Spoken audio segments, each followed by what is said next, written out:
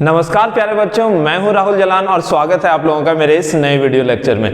बच्चों, आज के वीडियो में हम लोग ऑक्सी एसिड्स के बारे में जानेंगे। सबसे पहले तो हम लोग ये जानते हैं कि ऑक्सी एसिड होता क्या है। तो बच्चों जानो कि वैसा एसिड जो हाइड्रोजन तो देगा, एसिड है तो H+ आयन तो देगा, लेकिन अगर वो H+ आयन किसी ऑक्सीजन से अटैच हो तो उसे ही हम लोग सिंपली क्या नाम दे देते हैं, ऑक्सी एसिड। जैसे कि आप लोग यहाँ ध्यान से देखो, ये है HCl, तो क्या यहाँ पर HCl जो H+ और Cl- में टूटता है, यानी कि H+ दे रहा है, क्या वो H+ किसी ऑक्सीजन से अटैच है? नहीं। तो यहाँ पर जो ये H+ है ये दरअसल क्लोरीन से अटैच है, इस वजह से क्या HCl ऑक्सी एसिड के कैटेगरी में आएगा?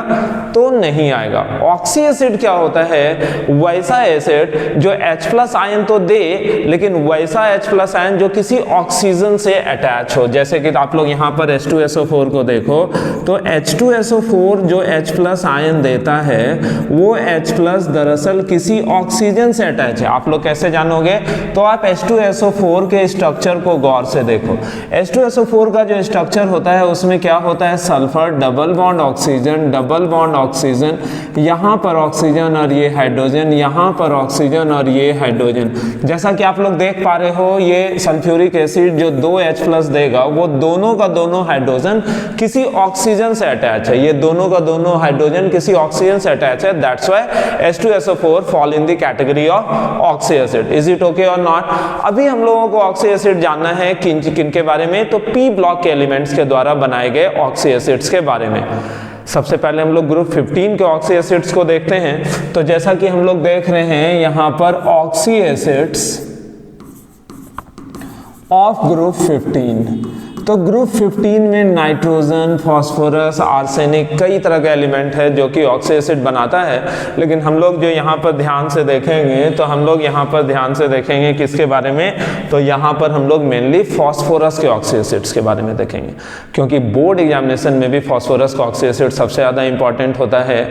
और थोड़ा सा लास्ट में हम लोग नाइट्रोजन के ऑक्सी एसिड के बारे में भी जानेंगे, लेकिन हम लोग सबसे पहले कंसिडर करते हैं किसके ऑक्सी एसिड के बारे में? फास्फोरस के ऑक्सी एसिड के बारे में, जो सबसे महत्वपूर्ण है। यहां पर लिख देता हूं मैं, ऑक्सी एसिड्स ऑफ फास्फोरस। तो ध्यान से देखो बच्चों कि फास्फोरस जो होता है 2 सीरीज ऑफ ऑक्सी एसिड बनाता है। एक को हम लोग बोलते हैं फास्फोरस एसिड सीरीज और एक को हम लोग नाम देते हैं फास्फोरिक एसिड सीरीज। कितने तरह का सीरीज बनाता है? तो एक को बोल देते हैं फास्फोरस एसिड सीरीज और दूसरे को जो हम लोग नाम देते हैं वो क्या नाम देते हैं? Phosphoric acid series. क्या अंतर होता है फास्फोरस एसिड सीरीज और फास्फोरिक एसिड सीरीज में? तो फास्फोरस एसिड सीरीज में जो ऑक्सी एसिड होता है फास्फोरस का, वो लोअर ऑक्सीडेशन स्टेट में पाया जाता है, और यहाँ पर फास्फोरिक एसिड सीरीज में जो फास्फोरस का ऑक्सी एसिड होता है वो कंपैरेटिवली हायर ऑक्सीडेशन स्टेट में देखा जाता है। ओके, अब लोअर और हायर से क्या सेंस जाता है? तो आप जानो कि फास्फोरस का कॉमन ऑक्सीडेशन स्टेट होता है +5, तो +5 या कभी कभी रेयरली एक आध ऑक्सी एसिड, जैसा कि मैं आपको दिखाऊंगा कि वो +4 में भी अगर रहे तो वो फास्फोरिक एसिड सीरीज का ऑक्सी एसिड कहलाएगा। और अगर कोई ऑक्सी एसिड आप लोगों को ऐसा नजर आता है जो कि लोअर ऑक्सीडेशन स्टेट +1 में, +3 में, मतलब मैक्सिमम +3 के ऑक्सीडेशन स्टेट तक अगर कोई ऑक्सी एसिड है तो वो फास्फोरस एसिड सीरीज के कैटेगरी में आएगा। तो हम लोग सबसे पहले देखते हैं फास्फोरस एसिड सीरीज। ओके, सबसे पहले हम लोग क्या देख रहे हैं बताओ? फास्फोरस एसिड सीरीज के ऑक्सी एसिड के बारे में, जिसमें सबसे पहला ऑक्सी एसिड और सबसे महत्वपूर्ण ऑक्सी एसिड होता है H3PO2। इस ऑक्सी एसिड का नाम भी हम लोग साथ साथ याद करते चले जाते हैं। इस ऑक्सी एसिड का नाम होता है हाइपोफॉस्फोरस एसिड। इसे हम लोग हाइपोफॉस्फोरस एसिड बोलते हैं, या कभी कभी इसे हम लोग फॉस्फेनिक एसिड भी बोल देते हैं। इसे हम लोग क्या नाम देते हैं बच्चों?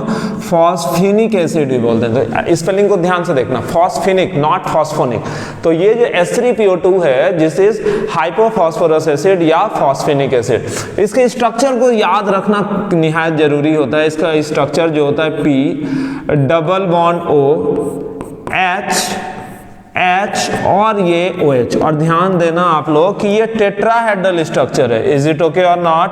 ये कैसा स्ट्रक्चर है प्यारे बच्चों? तो ये जो है टेट्राहेड्रल स्ट्रक्चर है। ध्यान से अगर आप देखो तो इस तरह से ये टेट्राहेड्रली 4 अलग अलग एटम से जुड़ा हुआ है। लेकिन ये भी ध्यान रखना है कि यहाँ पर टेट्राहेड्रल है, 109 डिग्री 28 मिनट बॉन्ड एंगल नहीं है, क्योंकि चारों बॉन्ड एक दूसरे से हर एक मायने में एक दूसरे से अलग है। खैर, यहाँ पर बेसिसिटी की बात होती है। जैसा कि अभी कुछ देर पहले मैंने आप लोगों को सिखाया कि ऑक्सी एसिड उसे बोलते हैं जो हाइड्रोजन लिबरेट करे। तो कहाँ का हाइड्रोजन? ऑक्सीजन से अटैच्ड हाइड्रोजन। तो ये जो आपको हाइपोफॉस्फोरस एसिड नजर आ रहा है, इस हाइपोफॉस्फोरस एसिड में जो हाइड्रोजन है, 3 हाइड्रोजन है, जिसमें कि 2 हाइड्रोजन तो फॉस्फोरस से अटैच है, एक ही हाइड्रोजन है जो कि डायरेक्ट किससे अटैच है? ऑक्सीजन से अटैच है। तो इसकी बेसिसिटी जो होगी, बेसिसिटी मतलब कि कितना H+ ये दे सकता है, तो वो है 1। और इसका कॉमन सॉल्ट बताओ तो क्या हो जाएगा? यदि मान लो इसको हम लोग NaOH के साथ ट्रीट करते हैं, H3PO2 को, तो एक ही हाइड्रोजन रिप्लेसेबल है, तो इसका कॉमन सॉल्ट जो होगा दैट इज NaH2PO2। और बताओ तो क्या इसमें और भी 2 हाइड्रोजन नजर आ रहा है? क्या वो 2 हाइड्रोजन रिप्लेस होगा? बिल्कुल भी नहीं। यहाँ पर और हाइब्रिडाइजेशन स्टेट की अगर बात करें तो फास्फोरस का हाइब्रिडाइजेशन स्टेट जो होगा यहाँ पर वो sp3 हो गया, क्योंकि आप देख पा रहे हो फास्फोरस में एक भी लोन पेयर नहीं है और 4 बॉन्ड बनाया है। ऑक्सीडेशन स्टेट अगर बोलें ऑफ फास्फोरस तो दैट इज +1। आप निकाल के देख लेना कि यहाँ फास्फोरस का ऑक्सीडेशन नंबर जो है वो कितने के बराबर होगा? +1 के बराबर। और साथ ही साथ यहाँ पर नंबर ऑफ pH बॉन्ड कितना है, ये भी इंपॉर्टेंस रखता है इस केस में। फास्फोरस के ऑक्सी एसिड में नंबर ऑफ pH बॉन्ड 2 है, जिस वजह से ये तगड़ा रिड्यूसिंग एजेंट की तरह काम करता है, क्योंकि pH बॉन्ड होने की वजह से ये दूसरे एटम से ऑक्सीजन ले सकता है, और जैसे ये दूसरे एटम से ऑक्सीजन लेगा मतलब खुद ऑक्सीडाइज हुआ, तो इस वजह से ये अच्छा रिड्यूसिंग एजेंट की तरह काम करेगा। नेक्स्ट ऑक्सी एसिड की तरफ बढ़ते हैं। ये H3PO2 के बाद हम लोगों को देखना होता है H3PO3। H3PO3 is called orthophosphoric acid. इसे हम लोग नाम देते हैं ऑर्थोफॉस्फोरिक एसिड, या फिर इसे हम लोग फॉस्फोनिक एसिड भी बोलते हैं, फोनिक एसिड, या सिंपली इसे ना फॉस्फोरिक एसिड, सॉरी ये हाइपोफॉस्फोरस एसिड है actually. Okay, hypophosphorous acid. Okay, ये जो है हाइपोफॉस्फोरस एसिड कहलाता है या फिर फॉस्फोनिक एसिड। इसके स्ट्रक्चर को अगर आप लोग ध्यान से देखो तो P double bond OH OH और एक जगह H, तो ये जो स्ट्रक्चर बन गया है बच्चों, ये किस चीज का स्ट्रक्चर है? तो तुम्हारा ऑर्थोफॉस्फोरस एसिड का। ऑर्थोफॉस्फोरस एसिड को अगर आप लोग ध्यान से देख रहे हो तो ये भी टेट्राहेड्रल ही है। यहाँ पर भी फॉस्फोरस है, ये चारों अलग अलग एटम से जो जुड़ा हुआ है वो कैसा स्ट्रक्चर बना रहा है? Tetrahedral structure. इसकी बेसिसिटी की बात करें तो आप ही लोग बताओ, बेसिसिटी मींस कितना हाइड्रोजन ये लिबरेट कर सकता है? तो उतना ही हाइड्रोजन लिबरेट करेगा जितना हाइड्रोजन ऑक्सीजन से डायरेक्ट अटैच है। तो आप लोग देख पाओगे कि यहाँ ऑक्सीजन से डायरेक्ट अटैच जो है 2 ही हाइड्रोजन है, तो इसकी बेसिसिटी 2 होगी। और इसका मोस्ट कॉमन सॉल्ट जो होगा, what is the most common salt of this particular compound? तो तुम ध्यान से देखो तो इसका मोस्ट कॉमन सॉल्ट जो होगा दैट इज Na2HPO3। क्या इसमें से और भी हाइड्रोजन रिप्लेस हो सकता है? बिल्कुल नहीं। इसमें जो 3 हाइड्रोजन था, 3 में से 2 ही हाइड्रोजन रिप्लेसेबल है, इसीलिए इसका मोस्ट कॉमन सॉल्ट जो है that is Na2HPO3। Is it okay और नॉट? अब हम लोग देखेंगे इसका oxidation state. Oxidation state of phosphorus यहाँ पर अगर आप निकालते हो तो वो +3 के बराबर होगा। और यहां पर नंबर ऑफ pH बॉन्ड कितने होंगे? तो नंबर ऑफ pH बॉन्ड इधर में 1 है, जो कि दर्शाता है कि ये भी ऑक्सीडाइज हो सकता है, यानी कि ऑक्सीजन ले सकता है, यानी कि ये भी तगड़ा रिड्यूसिंग एजेंट की तरह काम करेगा। लेकिन इससे कम, क्योंकि इसमें देखो 2 pH बॉन्ड थे और इस वाले कंपाउंड में कितने pH बॉन्ड है? तो 1 ही pH बॉन्ड है, दैट्स व्हाई ये तुम्हारा रिड्यूसिंग एजेंट की तरह काम करेगा, बट H3PO2 से कम। अब हम लोग अगले ऑक्सी एसिड की तरफ जानते हैं और वो होता है H4P2O5 और दिस इज कॉल्ड पायरोफॉस्फोरस एसिड। सबसे पहले तो आप लोग जानो कि पायरो वर्ड कहाँ लगता है, पायरोफॉस्फोरस एसिड। तो देखो H3H4P2O5 है ना, दरअसल दो फॉस्फोरस एसिड के कंडेंसेशन के बाद जो तुम्हारा डबलिंग करके जो तुम्हारा ऑक्सी एसिड बना वही पायरो कहलाता है। यहाँ पर अगर आप देखोगे ध्यान से तो आप समझ पाओगे, ये है हम यहाँ पर लिख रहे हैं twice of H3PO3। H3PO3 is actually phosphorous acid. तो डबल में से वाटर निकाल दिया हमने, डबल में से तो देखो तो हाइड्रोजन कितने थे, 3 दूनी 6 थे ना, 6 में से 2 हाइड्रोजन निकल गया तो बच गया कितना, 4 H4 हो गया। फॉस्फोरस कितने, डबल 2 मतलब P2। ऑक्सीजन कितने, 3 दूनी 6 में से 1 ऑक्सीजन निकल गया तो कितना हो गया, O5। तो H4P2O5 is actually pyrophosphorous acid. इसको स्ट्रक्चरली भी हम लोग समझते हैं कि ये आप लोग देखोगे तो P यहाँ पर है, H ये है अपना OH और एक OH और ये दूसरा, इसी का मिरर इमेज यहाँ पर लिख दिया, ये दूसरा मॉलिक्यूल है दरअसल, यहाँ पर H और इधर में OH। अगर आप ध्यान से देख पाओ तो हो क्या रहा है कि यहाँ पर से H निकल रहा है और एक साइड से क्या चीज निकल जा रहा है, OH। यहाँ से H और यहाँ से OH। और जब ऐसा होगा तो क्या नया स्ट्रक्चर बनकर निकलेगा, आप लोग अगर ध्यान से देखो तो पाओगे P double bond OH OH, O P double bond OH और ये OH। तो this compound is actually pyrophosphorous acid.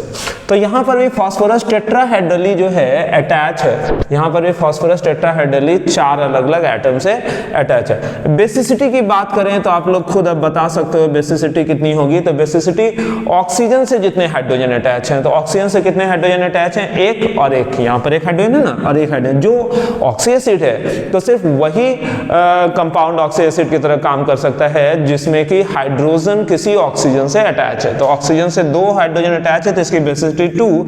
इसका मोस्ट कॉमन सॉल्ट अगर आपसे पूछा जाए तो which one is it's most common salt, तो Na2, इस 4 में से 2 ही हाइड्रोजन हटेगा, Na2H2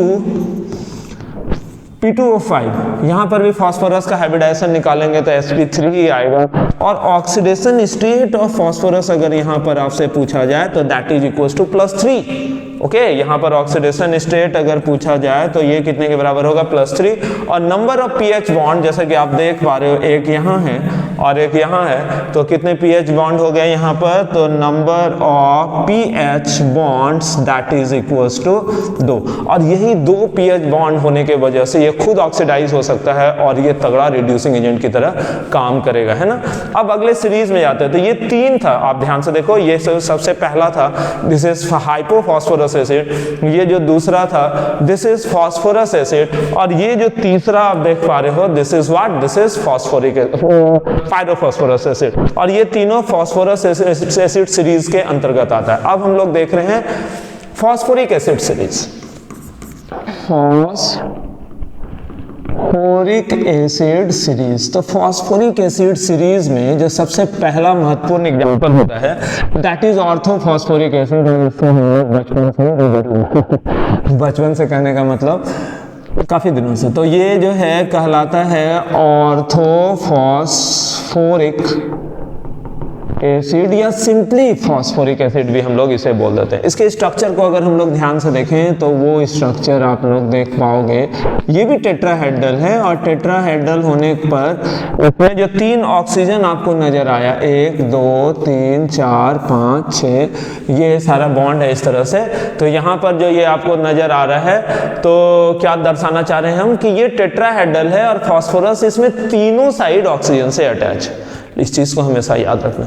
बताओ तो ये जब H+ देगा तो इसकी बेसिसिटी कितनी होगी, तो उस पर बता पाओगे कि इसकी बेसिसिटी जो है, क्योंकि तीनों का तीनों हाइड्रोजन जो है ऑक्सीजन से ही अटैच है, तो इसकी बेसिसिटी जो है वो कितने के बराबर होगी, 3 के बराबर। इसकी बेसिसिटी जो है वो कितने के बराबर होगी, 3 के बराबर। ऑक्सीडेशन स्टेट ऑफ फास्फोरस अगर आप जानना चाहो तो that is equals to +5।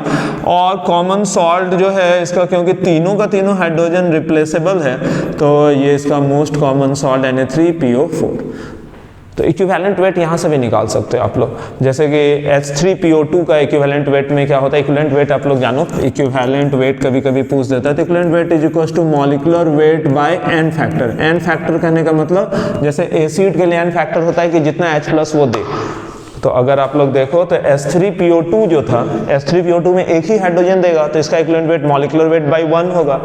H3PO3 में 2 हाइड्रोजन दे सकता है जिसका equivalent weight molecular weight divided bye 2 होगा। और ये जो आपको H3PO4 नजर आ रहा है इसमें 3 हाइड्रोजन रिप्लेसेबल है तो इसका इक्विवेलेंट वेट क्या होगा, molecular weight by 3। Is it okay और नॉट? डेफिनेटली ओके यार। तो equivalent weight is equal to molecular weight divided by n factor यहाँ पर 3 रखकर हम लोग इसका इक्विवेलेंट वेट भी निकाल सकते हैं। तो ये मोस्ट कॉमन सॉल्ट था। हाइब्रिडाइजेशन स्टेट अगर फास्फोरस का पूछा जाए तो that is equals to sp3। Is it okay और नॉट? यहां पर कुछ एडिशनल बात हम लोग डिस्कस करते हैं।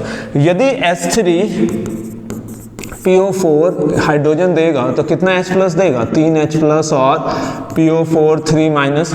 ये PO4 3- का स्ट्रक्चर कैसा होगा बच्चों, तो SPO4 3- का स्ट्रक्चर सिंपली ऐसा होगा टेट्राहेड्रल। और जो आप लोग यहाँ पर देख पा रहे हो H3PO4 का स्ट्रक्चर जो है कुछ इस तरह का टेट्राहेड्रल स्ट्रक्चर होगा। क्या यहाँ पर all the 4 bonds are equal? Yes, definitely equal, क्योंकि यहाँ पर रेजोनेंस का फेनोमेनन होगा। ये डबल बॉन्ड कभी यहाँ आ जाएगा, -4 यहाँ, डबल बॉन्ड यहाँ आ जाएगा, -4 वहाँ। तो इस तरह से तुम्हारा ये चारों बॉन्ड जो यहाँ पर दिख रहा है ना, ये चारों PO बॉन्ड जो है अपने आप में स्टेबल है और इक्विवेलेंट है। मतलब ये चारों बॉन्ड में अगर पूछा जाए कि इन चारों बॉन्ड में क्या अंतर है, कोई अंतर नहीं यार। ये चारों बॉन्ड रेजोनेंस के वजह से एक जैसा हो चुका होगा और इसका बॉन्ड ऑर्डर जो होगा that is equals to what, तो इसका बॉन्ड ऑर्डर जो हो जाएगा, देखो तो बॉन्ड ऑर्डर कैसे निकालते हैं, एवरेज 2 3 4 5 5/4 यानी कि 1.25 याद रखना। तो बॉन्ड ऑर्डर निकालने का ये तरीका भी आप लोगों ने सीख लिया होगा कि ये चारों बॉन्ड को जोड़ दो, 2 3 4 5 और डिवाइडेड बाय 4 हिस्सों में बांटो तो 1.25। ये तो आपका बॉन्ड ऑर्डर आ गया H3PO4 का। इसमें से एक क्वेश्चन और पूछा जाता है और वो सामान्य सा क्वेश्चन होता है, और वो क्वेश्चन होता है कि अगर आपसे पूछ लिया जाए H3PO2 H3PO3 इन तीनों में अगर आपसे पूछा जाए कि H3PO2 H3PO3 और H3PO4 में कौन तगड़ा रिड्यूसिंग एजेंट है, ये भी कभी कभी सवाल आपसे पूछा जाएगा। तो इसका स्ट्रक्चर आप लिख लो एकदम आराम से, आप चाहो तो इसका स्ट्रक्चर लिख सकते हो। ध्यान से देखोगे तो एकदम स्पष्ट याद भी आप लोग कर लो। यहाँ पर देखो POO3 यहाँ OH है, H है, H है, दिखा POO यहाँ OH है, H है और दो OH और एक H, और तीसरा जो है POO तीनों जगह OH है। तो आप हमको बताओ कि इसमें नंबर ऑफ pH बॉन्ड कितना है, 2 pH बॉन्ड है ना। यहाँ पर कितने pH बॉन्ड है, 2 pH बॉन्ड। यहाँ पर 1 pH बॉन्ड है ना, फास्फोरस और हाइड्रोजन बॉन्ड की बात कर रहा हूँ मैं। यहाँ पर 0 pH बॉन्ड्स, कोई बॉन्ड नहीं है। तो बताओ तो इधर में नंबर ऑफ pH बॉन्ड कितने हैं, नंबर ऑफ pH बॉन्ड्स किसमें ज्यादा, तो ये जो हाइपोफॉस्फोरस एसिड है this is phosphorous acid, this is phosphoric acid. तो हाइपोफॉस्फोरस एसिड में सबसे ज्यादा pH बॉन्ड है। तो pH बॉन्ड ज्यादा तो टेंडेंसी फॉर ऑक्सीडेशन किसमें ज्यादा, टेंडेंसी टू ऑक्सीडाइज इटसेल्फ इसमें ज्यादा। तो ऑक्सीडाइज इटसेल्फ की टेंडेंसी ज्यादा, तो रिड्यूसिंग पावर किसकी ज्यादा हो जाएगी मेरे प्यारे बच्चों, तो H3PO2 की। अगर आपसे पूछा जाए कि हाइपोफॉस्फोरस, फास्फोरस और फास्फोरिक एसिड में सबसे तगड़ा रिड्यूसिंग एजेंट कौन होता है, तो hypophosphorous acid. Is it okay और नॉट? अब नेक्स्ट ना पायरो टर्म को समझते हैं। पायरो वाला बात अभी फास्फोरस एसिड में भी हम लोगों ने देखा था, वही पायरो टर्म यहाँ पर भी यूज करते हैं। तो सबसे पहले उसका एग्जांपल ले लेते हैं P2O7। This is what, this is actually pyro phosphoric acid. कैसे बनाते हैं अभी हम लोगों ने सीखा था। पायरो वर्ड वहां लगता है जिसमें डबल में से वाटर निकलता है, तो डबल था ट्वाइस ऑफ H3PO4 ये फॉस्फोरिक एसिड, और फॉस्फोरिक एसिड के डबल में से वाटर निकलते हैं। तो डबल में से वाटर तो 3 दूनी 6 में 2 गया भैया, तो हो गया फॉस्फोरस तो 2 था तो P2। ऑक्सीजन 4 दूनी 8 में 1 गया, तो ऑक्सीजन कितने हो गए प्यारे बच्चों, 7। ओके, तो ये बन गया अपना H4P2O7 is pyrophosphoric acid. Is it okay और नॉट? डेफिनेटली ओके यार। तो ये जो है H4P2O7 जो है, H4P2O7 जो है, this is pyrophosphoric acid. Structurally भी समझने की कोशिश करते हैं। तो POO 1 2 3 दिखा, OH OH OH, और ऐसा ही एक और, तो P double bond O OH OH, और ये अपना तीसरा है OH। अगर आप लोगों से पूछा जाए कि एक जगह से H निकाल दिया हमने और एक जगह से क्या निकाल दिया है, OH निकाल दिया है, तो बन क्या जाएगा? देखो, तो बन जाएगा POO, यहाँ 2 OH तो रह जाएगा, है ना, ये O, ये POO, और यहाँ पर कितना रह जाएगा? देखो, तो 2 OH रह जाएगा। तो this is actually pyrophosphoric acid. Pyrophosphoric acid में कितने ऐसे हाइड्रोजन हैं जो ऑक्सीजन से अटैच हैं? तो 4 दिखा ना। तो इसकी बेसिसिटी कितनी होगी, बता पाओगे आप लोग? बिल्कुल बता लोगे। इसकी basicity is equals to 4। Basicity means what, कि ऑक्सी एसिड्स के केस में बेसिसिटी मतलब कितना हाइड्रोजन ये दे सकता है, तो उतना ही हाइड्रोजन देगा जो हाइड्रोजन ऑक्सीजन से डायरेक्ट अटैच होगा। तो इसकी बेसिसिटी जो है वो कितने के बराबर होगी? 4 के बराबर। बेसिसिटी हो गई 4। अब हम लोग ऑक्सीडेशन स्टेट की बात करें। ऑक्सीडेशन स्टेट ऑफ फास्फोरस जो होगा वो कितना हो जाएगा? +5 निकाल लेना आप लोग। ऑक्सीडेशन नंबर निकालने का वीडियो भी देख सकते हो यहाँ पर आई बटन क्लिक करके। तो ऑक्सीडेशन स्टेट ऑफ फास्फोरस जो है that is equals to +5। Oxidation state भी आ गया फास्फोरस का। हाइब्रिडाइजेशन स्टेट जल्दी से बता दो। तो फास्फोरस चूंकि 4 बॉन्ड बनाया, 4 सिग्मा बॉन्ड, तो इसका हाइब्रिडाइजेशन स्टेट जो होगा that is sp3। Most common salt इसका बताओ कितना क्या होगा? मोस्ट कॉमन सॉल्ट, तो वो भी आप लोग बता पाओगे। तो इसका मोस्ट कॉमन सॉल्ट जो होगा, चारों हाइड्रोजन रिप्लेस कर दो तो Na4P2O7 है ना। Na4P2O7 जो है इसका मोस्ट कॉमन सॉल्ट भी बनेगा। अब हम लोग अगले ऑक्सी एसिड की तरफ जाते हैं और वो है हाइपोफॉस्फोरिक एसिड। हाइपो में क्या करना होता है ना, बस एक ऑक्सीजन कम हो जाता है, ये बीच का जो ऑक्सीजन है वो गायब हो जाएगा। तो आप लोग देख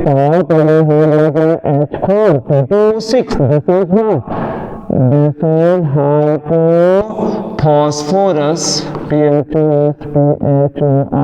फॉस्फोरिक एसिड। ओके, इसमें ना फास्फोरस +4 ऑक्सीडेशन स्टेट में होता है। एक्चुअली ये फास्फोरिक एसिड सीरीज का, लेकिन यहाँ पर फास्फोरस +4 ऑक्सीडेशन स्टेट में होता है। इसके स्ट्रक्चर को पहले हम लोग देख लेते हैं। POO OH है ना, और POO OH। स्ट्रक्चर बच्चों बहुत अच्छे से याद करना पड़ेगा आप लोगों को। अगर आप याद नहीं करते हो स्ट्रक्चर तो कठिनाई होनी लाजमी है। यहाँ पर बताओ कि बेसिसिटी, जल्दी से बताओ। बेसिसिटी कहने का मतलब हो जाता है कि कितना हाइड्रोजन ये रिप्लेस करेगा। तो वो सारा हाइड्रोजन जो ऑक्सीजन से अटैच है, जो कि हम लोगों को 4 नजर आ रहा है। Oxidation state of phosphorus +4। Okay, phosphorus का oxidation state +4। Most common salt आप लोग बता पाओगे? मोस्ट कॉमन सॉल्ट जो होगा बच्चों, तो वो क्या होगा? चारों का चारों हाइड्रोजन आप रिप्लेस कर दो। 1 2 3 4, चारों का चारों हाइड्रोजन रिप्लेस करोगे तो Na4P2O6। आप ये देख रहे होगे सारे सॉल्ट में हम सोडियम इस्तेमाल कर रहे हैं, ऐसा कोई जरूरी नहीं है। अगर आप NaOH के साथ ट्रीट कर रहे हो इस एसिड को तो ये वाला सॉल्ट बनेगा। KOH के साथ ट्रीट करोगे तो सोडियम के बजाय क्या हो जाएगा? पोटेशियम। और हर एक फास्फोरस अपने चारों तरफ एक दूसरे से टेट्राहेड्रली अटैच है। कैसे अटैच है बताओ? टेट्राहेड्रल मैनर में, है ना। तो ये सब हो गया तुम्हारा ऑक्सी एसिड ऑफ फास्फोरस। अब जो सबसे लास्ट बचता है दैट इज मेटाफॉस्फोरिक एसिड, और वो है HPO3। HPO3 is what? HPO3 is actually metaphosphoric acid. तो मेटाफॉस्फोरिक एसिड जो है, यहाँ पर इसका स्ट्रक्चर अगर देखना चाहो आप लोग तो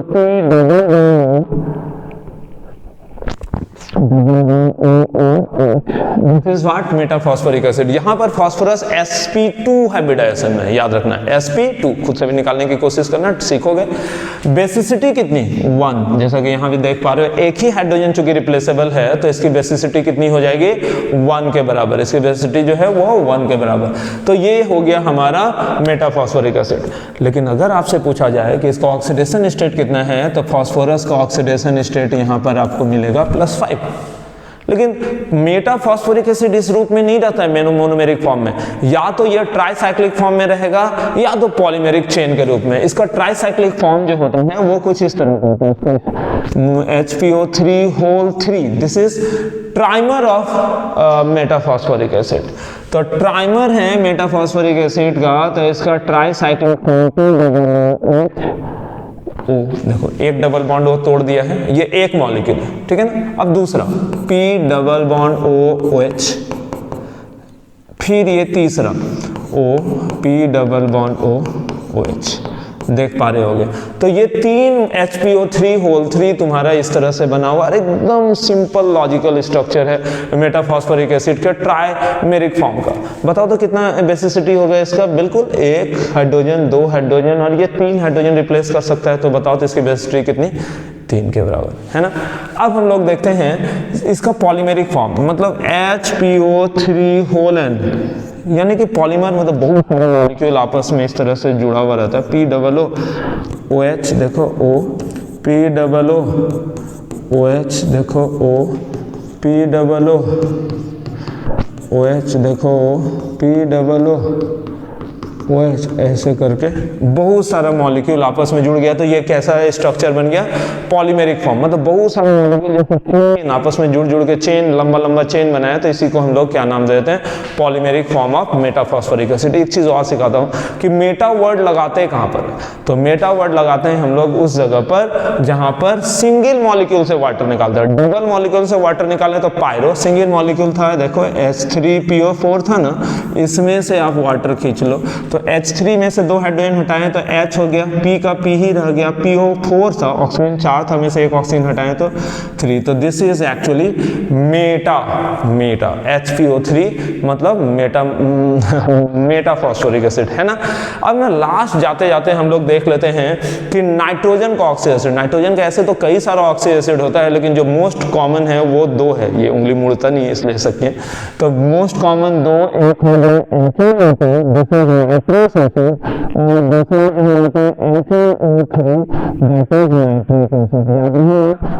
गया HNO2 नाइट्रस, और दूसरा नाइट्रिक एसिड। नाइट्रस एसिड के स्ट्रक्चर को जानना जरूरी होता है।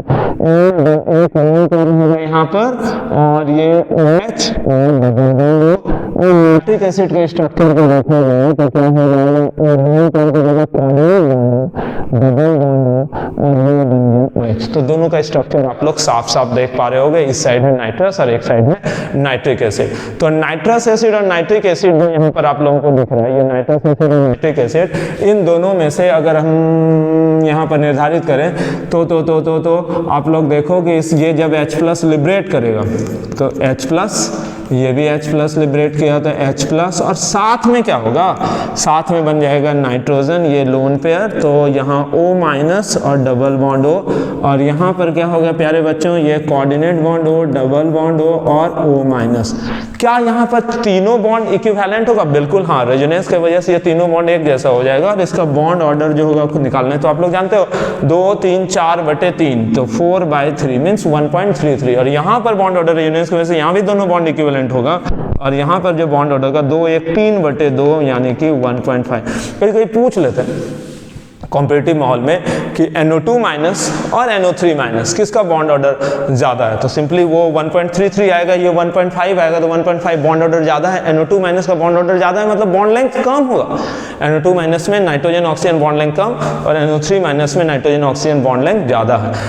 तो ये सब जो था oxy acid of group 15 elements, और इसके बाद आर्सेनिक का भी ऑक्सी एसिड होता है, बट वो उतना इंपॉर्टेंट नहीं है। इसके बाद अपने को जानना है ऑक्सी एसिड ऑफ ग्रुप 16 और ऑक्सी एसिड ऑफ ग्रुप 17, जो कि हम लोग अगले वीडियो में देखेंगे। होप सो कि ये वीडियो आप लोगों को पसंद आया होगा। अगर पसंद आया तो जरूर से लाइक करें। Bye bye.